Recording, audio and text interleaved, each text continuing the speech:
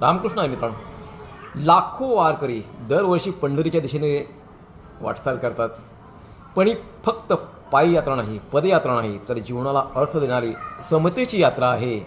पंढरीची पायवारी ही महाराष्ट्रातील संस्कृतीचा, भक्तीचा अमूल्य असा वारसा आहे. ही केवळ विठ्ठलाच्या दर्शनाची यात्रा नसून जीवनाला योग्य अशी दिशा देण्याचा, समतेची वाट दाखवणे ही वारी आहे.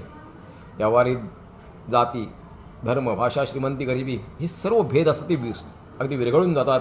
सर्वजण एकाच नामस्मरणामध्ये, एकाच ध्येयाने, एकाच भावनेने चालतात. तेथे माणुसकीला जास्त महत्त्व दिले जाते. वारी आपला शिस्त, संयम, सेवा, सहकार्य आणि बंधुभाव यांचे धडे देत असते. एकमेकांना मदत करत पुढे जाणे, संकटावर मात करणे आणि जीवन आनंदामध्ये जगणे. काही असू द्या, आनंदामध्ये राहायचं ही वारीतून आपल्याला शिकायला मिळतं. आजच्या तणावग्रस्त आणि विभाजनाच्या काळात पंढरीची पायवारी समाजाला एकतेचा, प्रेमाचा, मानवतेचा संदेश देते. म्हणून पंढरीची वारी ही जीवनाला अर्थ देणारी आणि समाजाला दिशा देणारी वाट आहे. वारी आपलं शिकवते देवाकडे जाण्याचा सर्वात सुंदर मार्ग म्हणजे माणुसकी. वारी काय शिकवते आपल्याला? देवाकडे जाण्याचा सर्वात सुंदर मार्ग म्हणजे माणुसकी, माणुसकी, माणुसकी.